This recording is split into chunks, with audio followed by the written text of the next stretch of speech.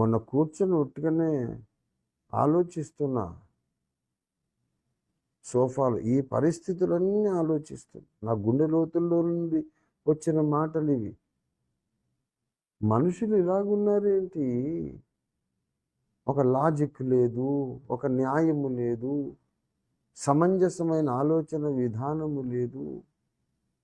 ఎందుకు గొడవాడుకుంటారు? ఎందుకు క్షమించలేరు? ఎందుకు ఒకరి మీద ఒకరికి అలకలు? ఎందుకు ఎందుకు ఎందుకు ఎందుకు అన్ని విషయాలు 46 ఏళ్ల నుండి ఇప్పటిదాకా అన్ని విషయాలు ఆలోచిస్తుంటే నాకెందుకో గుండె బరువెక్కినట్టు అనిపించింది.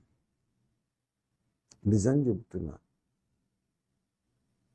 ఈ గుండె బరువెక్కడం ఇలాగే గుండెపోటు వస్తుందేమో. ఈ మధ్య చాలామంది గుండెపోటు వచ్చిపోతున్నారు. దేవా, నా పరిస్థితి అలాగా కానివ్వకు తండ్రి, అలా రానివ్వకు అలాంటి పరిస్థితి.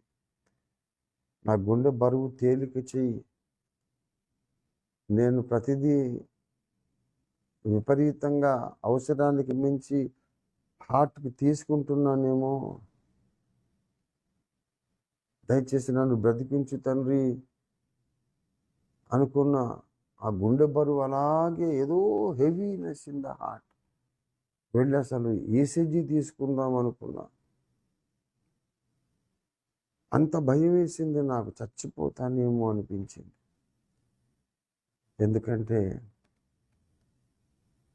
I believed in preaching in the beginning of my ministry,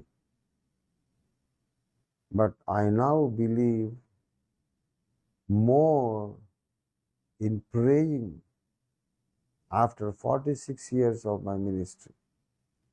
ఈ స్టేట్మెంట్ గుర్తుపెట్టుకోండి, రాసి పెట్టుకోండి.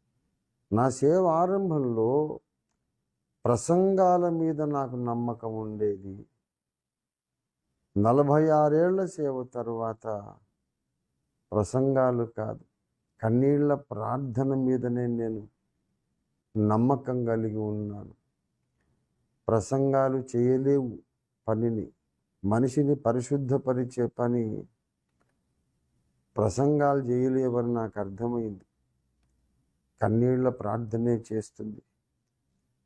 I believe in prayer more than I believe in preaching. This is the essence of my life's experience. నా అనుభవ సారం. అందరం ప్రార్థన చేద్దాం. మొత్తం అన్ని సంఘాలలో మారు మనస్సు రావాలి. ఒక అద్భుతమైనటువంటి లోతైన ఓపెన్ హార్ట్ సర్జరీ సంఘ కన్యకకు జరగాలి. సంఘంలో ప్రతి విశ్వాసికి ఓపెన్ హార్ట్ సర్జరీ జరగాలి. గుండెను కోసి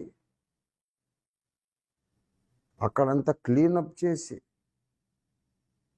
మరలా కుట్లు వేసి కొత్త హృదయం అమర్చినటువంటి హార్ట్ ట్రాన్స్ప్లాంటేషన్ లాంటి, గుండె మార్పిడి లాంటి ఆధ్యాత్మిక ఆపరేషన్ దేవుడు చేయాలి. ఆయన కదా సర్జన్. ఈ మాంసపు గుండెనైతే డాక్టర్లు మారుస్తారు, కానీ ఆత్మ సంబంధమైన ఆ గుండెకి ఆయన ఎవడు చేయగలడు? ఏ డాక్టర్ చేయగలడు? సృష్టికర్తే చేయగలడు. కాబట్టి దయచేసి ప్రభువా, నువ్వు దిగిరా నాయనా, నువ్వు మార్చు, మనుషులను మార్చు, విశ్వాసులను మార్చు. నీ పరిపాలనను ఎరిగిన వాళ్ళు ఎలాగుంటారో అలాగ మమ్మల్ని చేయమని అడుగుదాం. అది ఇవాళ మన నోట దేవుడు ఉంచుతున్న ప్రార్థన విన్నపం.